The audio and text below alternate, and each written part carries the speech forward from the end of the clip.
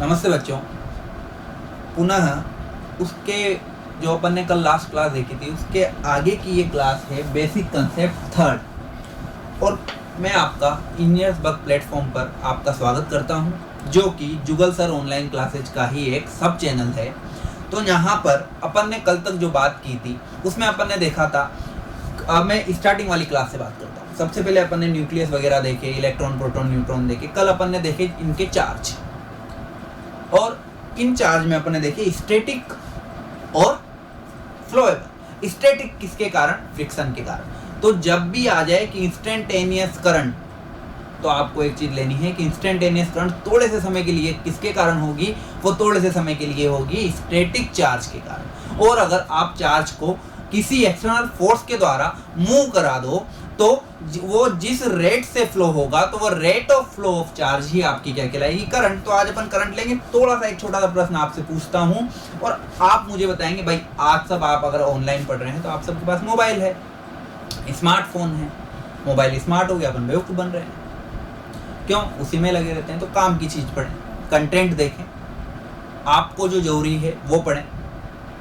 तो वहां पर अपन जब मोबाइल की बात करें तो मोबाइल में होती है बैटरी, बिल्कुल होती है। अब आप सर आपकी बैटरी की रेटिंग क्या है? तो मैं कहूँगा बेटा मेरी बैटरी की रेटिंग क्या है? मेरी बैटरी की रेटिंग होती है mAh, मिली एम्पियर हो।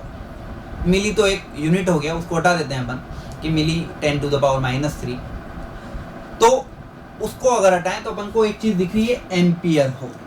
तो अगर मैं आपसे एक सीधा सा प्रश्न पूछूं जो कि आपके SSC JEE 2012 में पूछा गया है, क्या कि किसी भी बैटरी की किसी भी बैटरी में संचित होती है या संचित होते हैं कि सर बैटरी से तो मोबाइल को करंट मिलती है सर? नहीं बच्चों, रेटिंग पे जाओ। किसी भी बैटरी में संचित क्या होते हैं? किसी भी बैटरी में संचित क्या होते हैं? रेटिंग पर जाओ। एम्पियर किसकी यूनिट है? किसका मात्रक है? I का। और किसका मात्रक है? T का। तो I दोनों मल्टीप्लाई है तो I इंटू T बराबर क्या? Q। मतलब किसी भी DC बैटरी की रेटिंग, इसी के लिए ही लिख रहा हूं, किसी भी DC बैटरी की रेटिंग उसमें संचित या स्टोर्ड चार्ज की मात्रा, क्वांटिटी होती है, ना कि उससे प्रवाहित होने वाली धारा की मात्रा। तो अब आपसे पूछे कि किसी डीसी बैटरी की रेटिंग होती है कि सर एम्पियर आवर में होती है, तो वो रेटिंग क्या प्रदर्शित करती है? वो रेटिंग यह प्रदर्शित करती है कि उसमें कितने आवेश आपके संचित हैं, कितने आवेश आपके संचित हैं।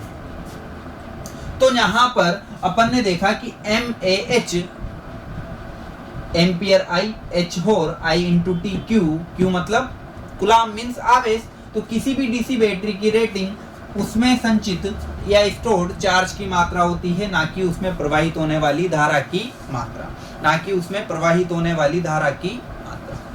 ठीक है, तो ये एक महत्वपूर्ण चीज थी जो मुझे आपको बतानी है। अब यहाँ पर एक चीज देखा सर, मिली। आप एक चीज देखो, ये छोटी वाली यूनिट है, बड़ी वाली पे तो अपन जाते हैं किलो, ग्राम, किलोग्राम।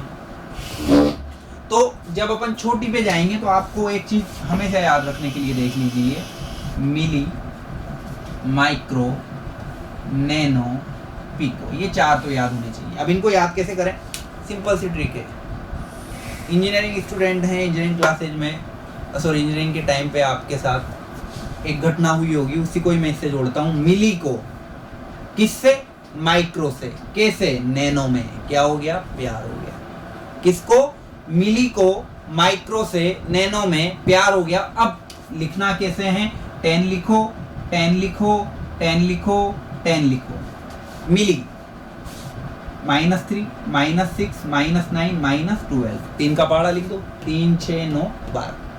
तो ये आपका एक याद रखने वाली चीज़ है, कई बार अगर पूछ लें, छोटा सा है, पता होगा ही सही, फिर भी बताना जरूरी है। तो मिली को याद रखने का तरीका, मिली को माइक्रो से, माइक्रो में, नैनो में याद रखने का तरीका है, ठीक है। तो इसके बाद अपन ने जब चार्ज देख लिए, तो ये चार्ज क्या करेंगे, करंट फ्लो करेंगे। तो मीन्स इसके अगले का टॉपिक आपका है करंट। तो करंट क्या है कि rate of flow of charge, आवेश प्रवाह की दर। मैंने कल भी आपको बोला था कि अगर मैं करंट की बात करूं तो करंट का मीन्स केवल और केवल flow of charge, rate of flow of charge, ना कि rate of flow of electron या क्या। वो कैसे क्लासिफाई होंगे और कैसे उन पे प्रश्न बनते हैं और कैसे उन क्वेश्चंस को आपको अटेम्प्ट करना है, वो अपन बात करेंगे। तो अपन अगला टॉपिक अपना लेते हैं, या आपने देख लिया होगा, स्क्रीनशॉट ले लीजिए, ठीक है। तो इसके बाद आपका अगला, देखो सीक्वेंस वाइज पढ़ना है। पहले अपन ने देखा चार्ज, फिर आज अपन देखेंगे करंट, फिर इसके बाद अपन देखेंगे वोल्टेज या ईएमएफ, फिर उनकी यूनिट देखेंगे, फिर लास्ट में जाके जो आपका फर्स्ट टॉपिक है रेजिस्टेंस, वो अपन स्टार्ट करेंगे। तो करंट की बात करें,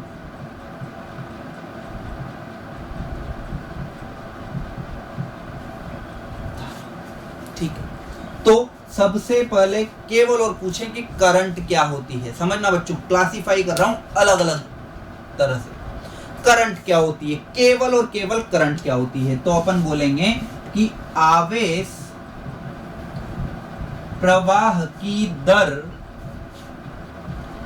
rate of flow of charge, धारा कहलाती है।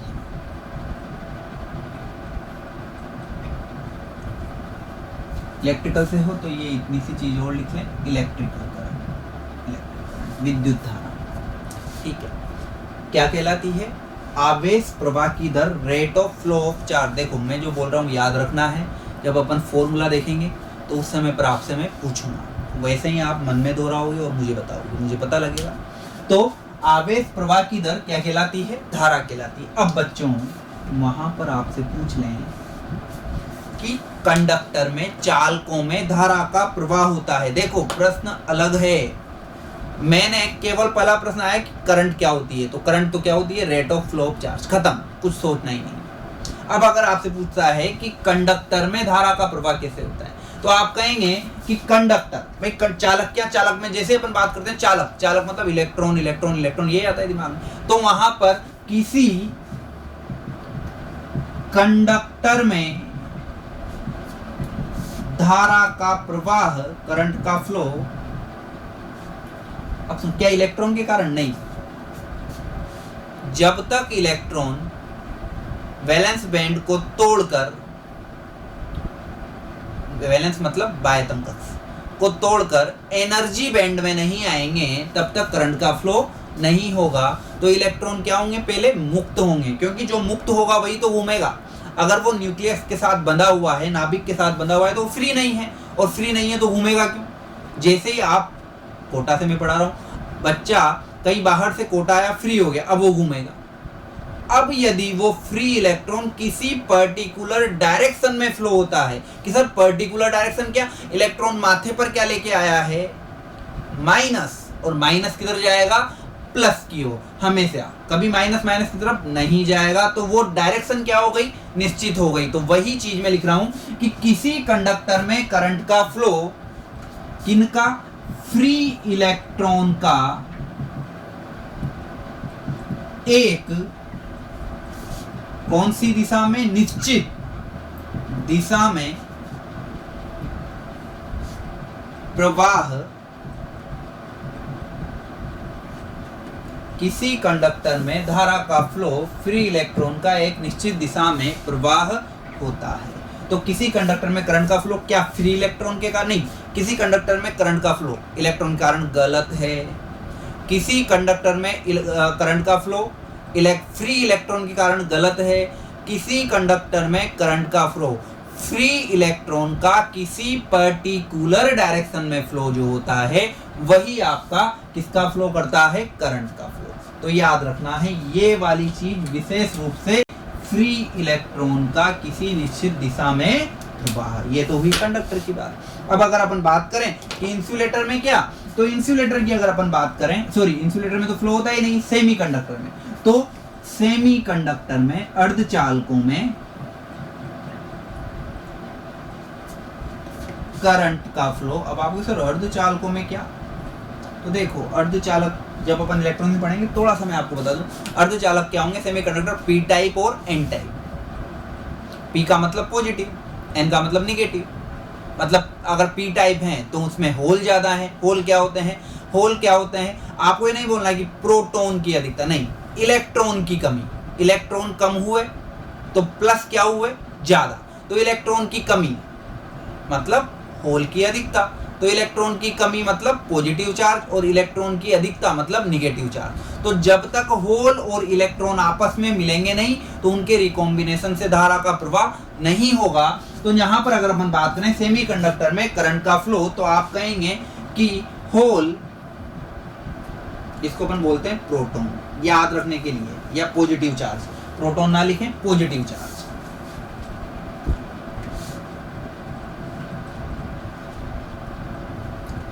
तथा इलेक्ट्रॉन के रिकॉम्बिनेशन, पुनर्मिलन, रिकॉम्बिनेशन के कारण होता है। किसमें बच्चों, सेमीकंडक्टर में। अब आ जाए कि गैस में धारा का प्रवाह, किसमें धारा का प्रवाह, गैस में धारा का प्रवाह। तो गैसों में धारा का प्रवाह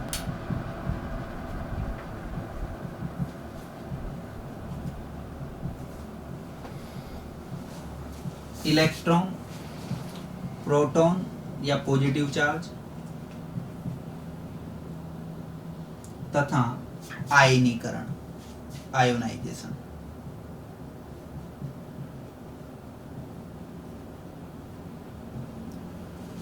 के कारण होता है।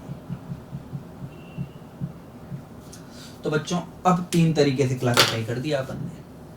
केवल करंट पूछता है तो rate of flow of charge, पहला प्रश्न खत्म। पर्टिकुलर पूछ लेता है कंडक्टर में, तो कंडक्टर में आपको क्या याद रखना है, फ्री इलेक्ट्रॉन का एक निश्चित दिशा में प्रवाह।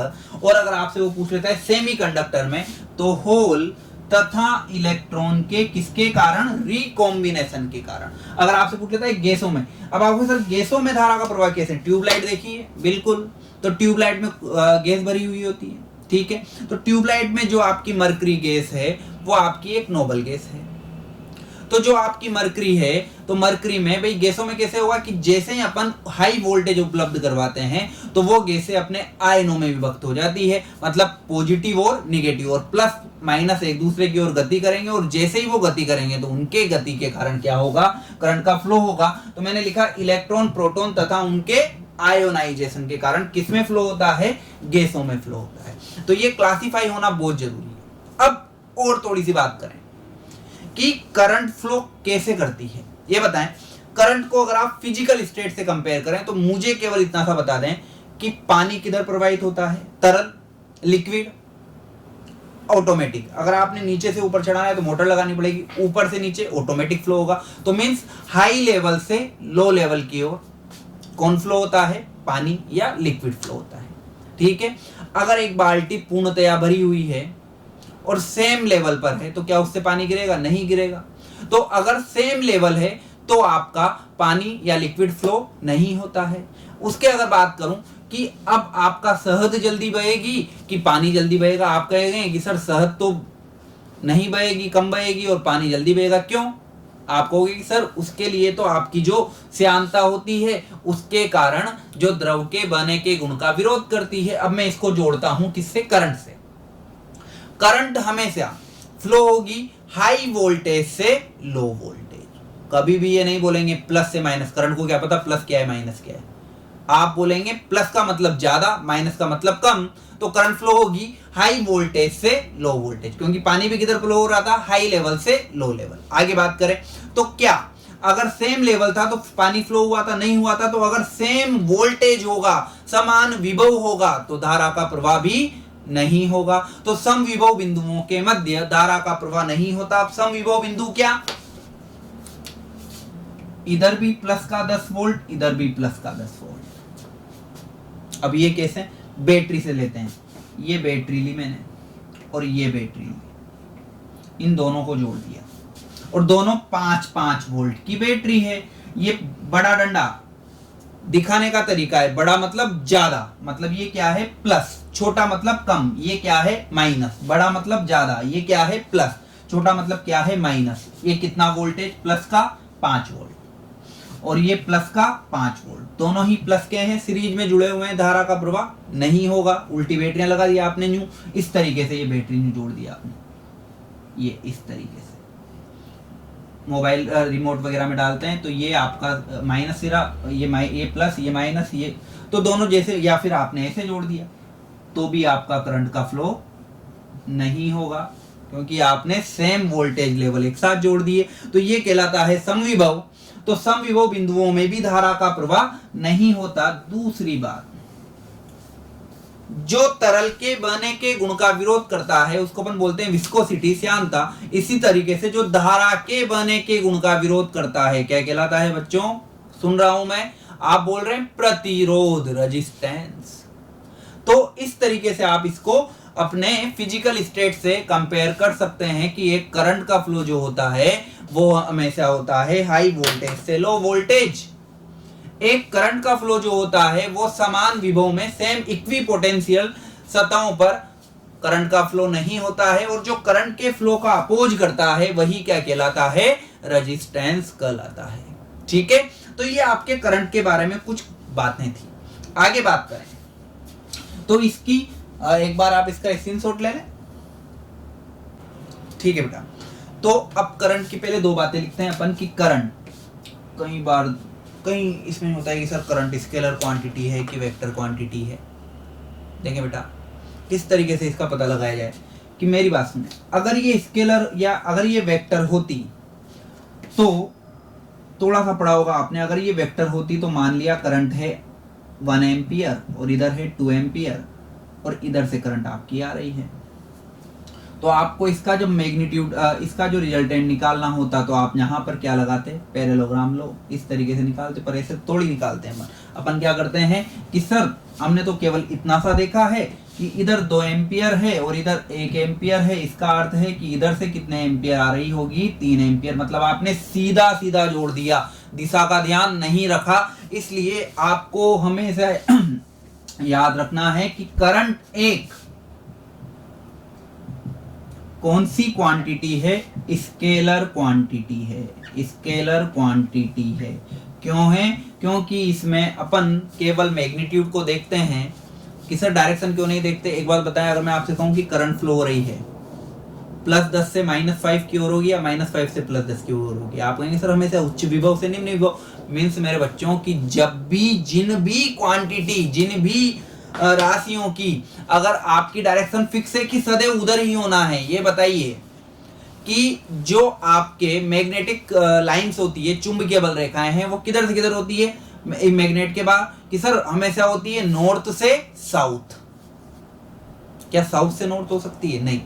तो जो सदैव फिक्स हैं, जिनको अपन एक तरीके से कह सकते हैं कि यूनिवर्सल हैं, हमेशा यही होगा, उनके लिए हमेशा अपन बोलते हैं कि वो क्या है, स्केलर। तो करंट सदैव किधर से किधर होती है, प्लस से माइनस, इसलिए अपन इनको क्या बोलते हैं, स्केलर क्वांटिटी। तो करंट एक स्केलर क्वांटिटी है, पहली बात।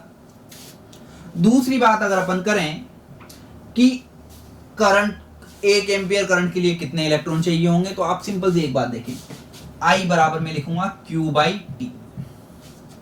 कितने एम्पियर करंट के लिए, 1 एम्पियर करंट के लिए कितने कुलाम आवेश, 1 कुलाम आवेश। Q बराबर अपन ने पढ़ा था +-N × E। तो मुझे N का, भाई नंबर ऑफ इलेक्ट्रॉन कितने, तो आप कुछ नहीं करें, एक देखें आप इधर, I बराबर Q/T, Q बराबर NE/T। मुझे नंबर ऑफ इलेक्ट्रॉन चाहिए और I 1 एम्पियर बराबर N माइनस माइनस छोड़िए, प्लस माइनस अपन केवल मैग्नीट्यूड ले रहे हैं, 1.6 इंटू 10⁻⁹ और कितने सेकंड में, 1 सेकंड में। तो टी का मान मैंने क्या रखा, 1 सेकंड। तो n अपन ने निकालना है, तो 1/1 डिवाइडेड बाई 1.6 इंटू 10⁻⁹ ये क्या आ जाएगा, नंबर ऑफ इलेक्ट्रॉन या नंबर ऑफ प्रोटॉन। तो ये वैल्यू आपकी आती है 6.28 इंटू 10⁻18, 6.28 इंटू 10⁻18, 6.28 गुना 10⁻18 इलेक्ट्रॉन या प्रोटॉन चार्ज की अपन बात करें, वो आपको आवश्यक होते हैं कितने एम्पियर करंट, 1 एम्पियर करंट कितने सेकंड तक, 1 सेकंड तक प्रोवाइड करने के लिए। तो अपन इसको लैंग्वेज के रूप में इस तरीके से लिख सकते हैं कि 1 एम्पियर करंट 1 सेकंड तक प्रवाहित करने के लिए 6.28 इंटू 10⁻18 इलेक्ट्रॉन आवश्यक होते हैं। या आप ये भी कह सकते हैं कि 1 कूलाम चार्ज के लिए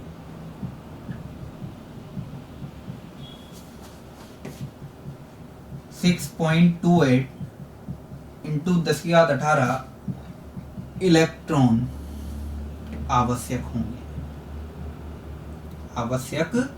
होंगे। तो ये दो बातें हैं जो आपको याद रखनी है। अब इसके बाद अपन बात करें इनके फॉर्मूलों की, कि इनके फॉर्मूले क्या होंगे, इनकी यूनिट क्या क्या हो सकते हैं, इनके मात्रक क्या क्या हो सकते हैं, तो वो अपन बात करें।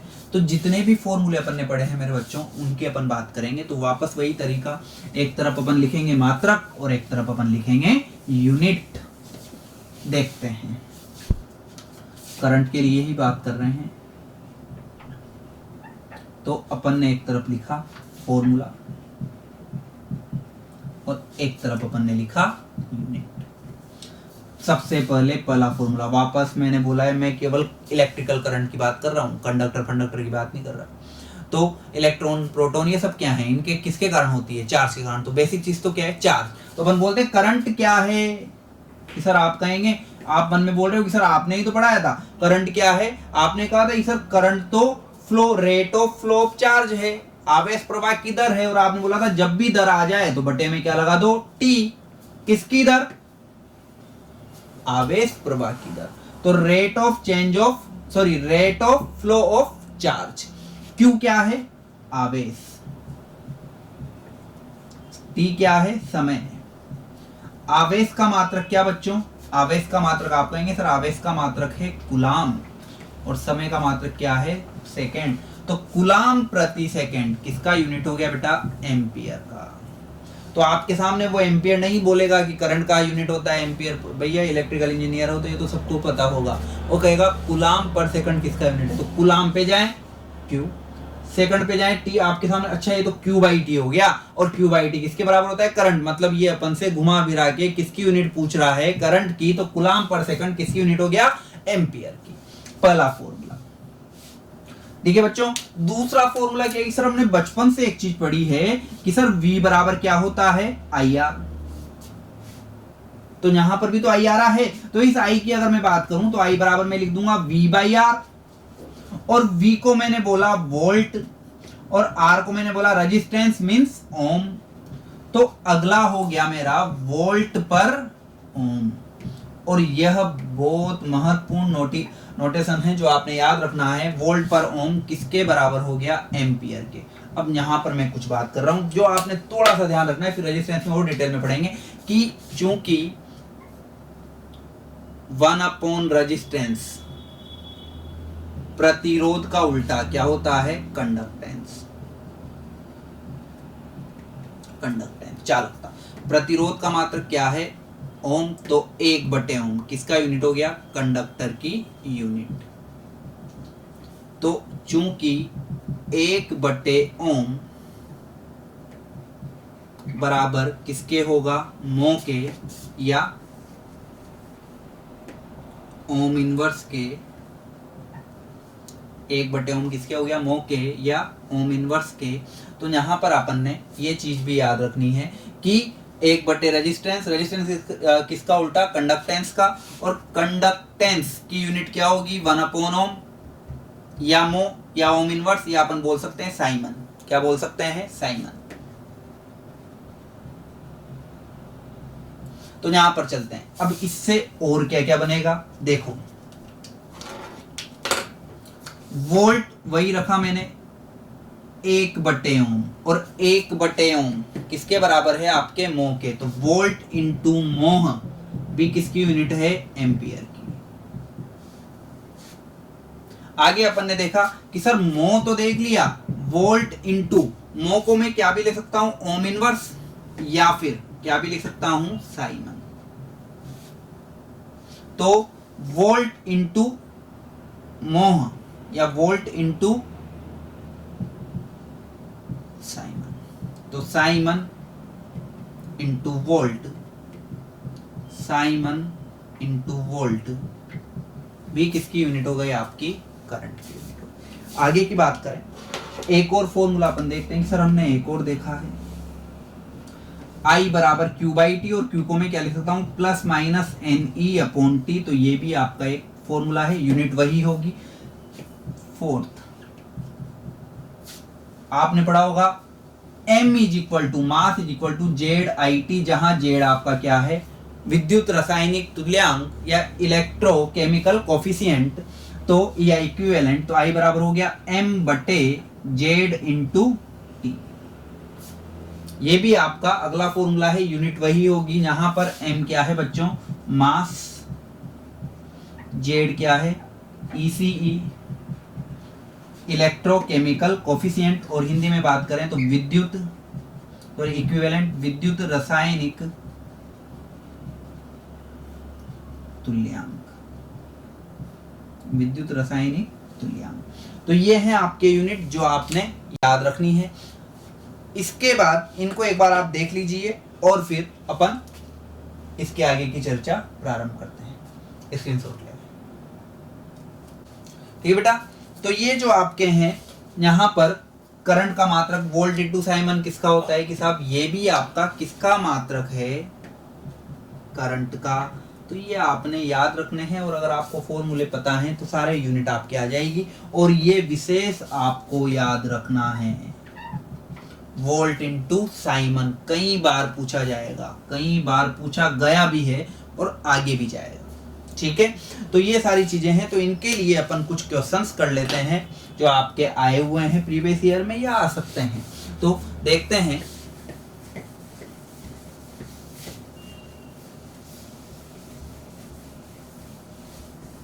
देखेंगे बेटा कुछ क्वेश्चन है जो मैं लिख रहा हूं, देखते हैं। पहला क्वेश्चन है,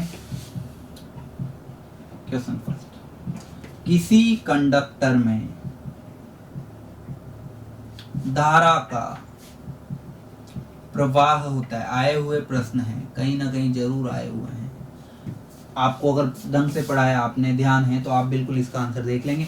पहला ऑप्शन है मेरे बच्चों, इलेक्ट्रॉन के कारण। बी ऑप्शन है फ्री इलेक्ट्रॉन के कारण। सी ऑप्शन है प्रोटॉन के कारण, और डी ऑप्शन है इनमें से कोई नहीं। हाँ मेरे बच्चों बताइए। अब कि सर आपने करंट तो पढ़ाया था, और करंट में आपने बोला था flow of charge, rate of flow of charge, पर वो मैंने बोला था केवल विद्युत करंट। यहां पर सिंपल उसने आगे क्या जोड़ दिया, किसी कंडक्टर में। कंडक्टर पे जाइए, मैंने आपको बोला था कि कंडक्टर में करंट का फ्लो होता है क्या, इलेक्ट्रॉन के कारण नहीं। जब तक वो टूटेंगे नहीं तब तक वो छूटेंगे नहीं, और छूटेंगे नहीं तो भिड़ेंगे नहीं, और भिड़ेंगे नहीं तो धारा प्रवाह नहीं करेंगे। तो पहली बात तो इलेक्ट्रॉन कैसे होने चाहिए, फ्री। क्या वो इधर उधर गति करें, नहीं। हमेशा इलेक्ट्रॉन है तो माइनस से किधर की ओर, प्लस की ओर।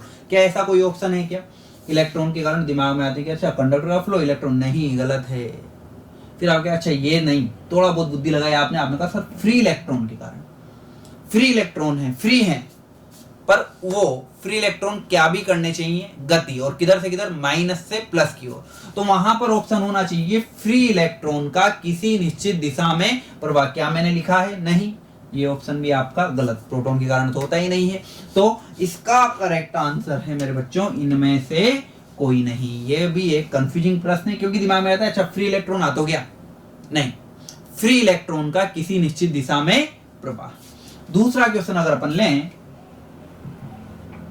सेकंड क्वेश्चन, तो सेकंड क्वेश्चन है आपका कि एक विद्युत धारा है, एक इलेक्ट्रिकल करंट है। ये बिल्कुल बेसिक प्रश्न पूछ रहा हूं, और आपने कईयों ने इसमें से गलत किया होगा, ठीक है। तो एक इलेक्ट्रिकल करंट क्या क्या हो सकती है? पहला ऑप्शन ए,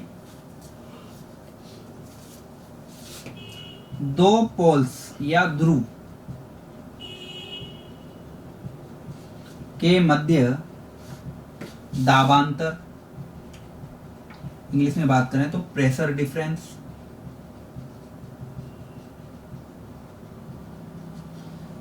बी ऑप्शन मैंने लिया, तो बी ऑप्शन है आपका मेरे बच्चों कि वह शक्ति जो इलेक्ट्रॉन को गति करवाए। सी ऑप्शन है फ्री इलेक्ट्रॉन का निश्चित दिशा में प्रवाह, और डी ऑप्शन है आपका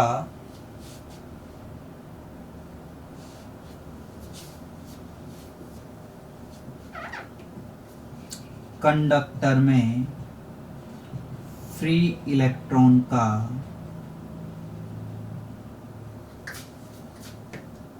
यादृच्छिक रैंडम फ्लो प्रवाह। यहां पे फ्री इलेक्ट्रॉन के साथ आप ये जोड़ लेना कंडक्टर में, ताकि और क्लियर हो जाए। कंडक्टर में तो वापस वही बात आ गई सर इलेक्ट्रिकल, आपने तो बोला था कि current flow, rate of charge, charge के रेस्पेक्ट में नहीं, इसमें ऑटोमेटिक उसने बोल दिया। जब अपन ने ऑप्शन देखे कि कंडक्टर कहीं दिया हुआ था, तो ये कंडक्टर के लिए पूछ रहा है। तो क्या दो पोल्स के मध्य मैंने ऐसा कुछ बताया है? पोल वोल की अपन ने बात ही नहीं की, प्रेशर की बात ही नहीं की, पावर जो इलेक्ट्रॉन गति कराए नहीं। मैंने तो ये बोला था कि ईएमएफ, इलेक्ट्रोमोटिव फोर्स, पावर नहीं, ईएमएफ वो है ही नहीं। तीसरा है फ्री इलेक्ट्रॉन का एक निश्चित दिशा में प्रवाह। क्या ये सही है?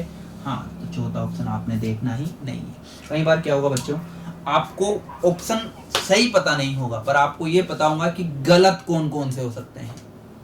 पहला ऑप्शन नहीं हो सकता, आपने देख लिया। दूसरा नहीं हो सकता, आपने देख लिया। चौथा नहीं हो सकता, तो जो बचा वही आपका आंसर है। ठीक है बेटा। तो इसके बाद अपन एक और प्रश्न लेते हैं, चलो वो नेक्स्ट टॉपिक से हैं रिलेटेड। तो इसके बाद इसका अगला छोटा सा टॉपिक है जिसमें आपका ये करंट खत्म हो जाएगा। देख लीजिए, एक स्क्रीनशॉट ले लें। ठीक है, देखिए बेटा, देखो जब ये टॉपिक कंप्लीट होगा तो अपन सारे एग्जाम्स में आए हुए क्वेश्चंस करेंगे और एक एक को सोल्व करेंगे। अभी केवल मैं इससे रिलेटेड क्वेश्चन आपको बताता हूं। तो अगला है इफेक्ट ऑफ करंट। कौन कौन से आपने करंट के इफेक्ट देखे हैं? इफेक्ट ऑफ करंट, धारा का प्रवाह, धारा का प्रभाव, कौन कौन से आपने प्रभाव देखे हैं? कि सबसे पहले याद करो, क्या बैटरी में करंट फ्लो होती है? बैटरी से बिल्कुल करंट फ्लो होती है। स्टोर जरूर उसमें चार्ज होते हैं, पर फ्लो क्या होती है? करंट होती है। क्या आप उसमें जनरेटर लगाते हो, घुमाते हो? नहीं, आप उसमें केमिकल डालते हो। तो पहला तो आपको याद है कि विद्युत धारा का कौन सा प्रभाव? रासायनिक प्रभाव।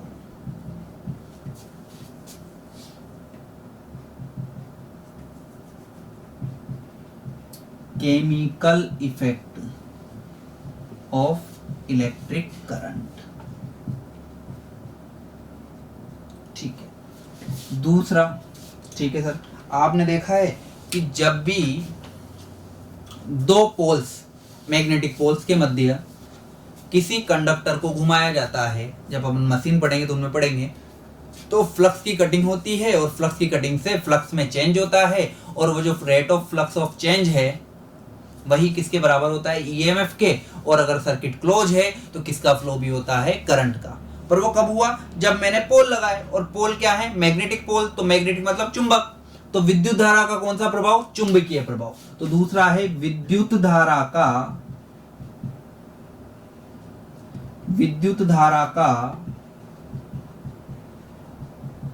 चुंबकीय प्रभाव।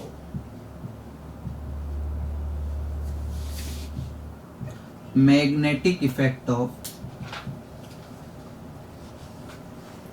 Electrical current. ठीक है, इसके अलावा और आपने कौन सा प्रभाव देखा है, इसके अलावा आपने कौन सा प्रभाव देखा है, कि सर हमने एक प्रभाव और देखा है चार्ज के कारण। चार्ज कौन से, इलेक्ट्रोस्टैटिक। तो विद्युत धारा का स्थिर वैद्युतिक प्रभाव। तो विद्युत धारा का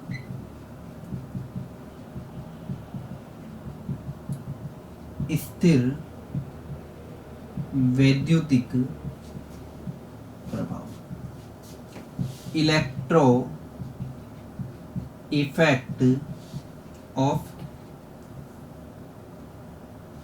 इलेक्ट्रोस्टैटिक इफेक्ट ऑफ करंट।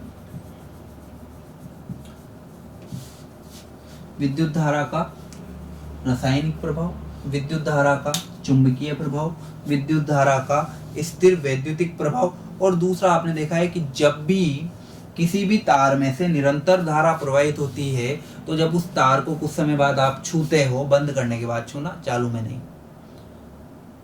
तो जैसे ही आप उसको छूते हो तो वो तार थोड़ा गर्म हो जाता है, या बल्ब जल रहा है, कुछ समय बाद जैसे बंद किया आप खोलने लगोगे, हाथ जल जाएगा। तो वो कौन सा हुआ, विद्युत धारा का ऊष्मीय प्रभाव। विद्युत धारा का ऊष्मीय प्रभाव, हीटिंग इफेक्ट ऑफ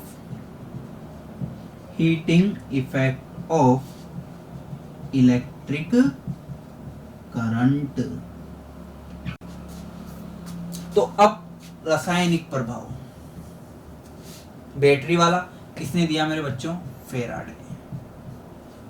चुंबकीय प्रभाव भी किसने दिया, फेराडे। स्थिर वैद्युतिक प्रभाव, पोटेंशियल की बात कर रहे हैं आप, कूलाम इसमें मान सकते हैं, कूलाम यूनिट होती है चार्ज की। और ऊष्मीय प्रभाव, ऊष्मा की बात आती है, क्या आता है दिमाग में, जूल। तो इनमें जूल का नियम, इनमें कूलाम का नियम, इनमें फेराडे का नियम, इसमें भी फेराडे का नियम। तो ये इससे संबंधित है, और यहीं पर ही आपकी ये विद्युत धारा अपना समाप्त कर रहे हैं। इसके आगे की बात आप वोल्टेज की बात करेंगे, फिर वोल्टेज के बाद एक इलेक्ट्रिकल सर्किट की बात करेंगे, फिर अपन रेजिस्टेंस की बात करेंगे। तो आज तक की इस क्लास के लिए ये संपूर्ण है। अगर आपको समझ में आया है तो आप कमेंट करें, लाइक करें, सब्सक्राइब करें इस चैनल को, और जो भी आपके इससे रिलेटेड डाउट है कमेंट बॉक्स में डालें। जय हिंद, जय भारत, धन्यवाद।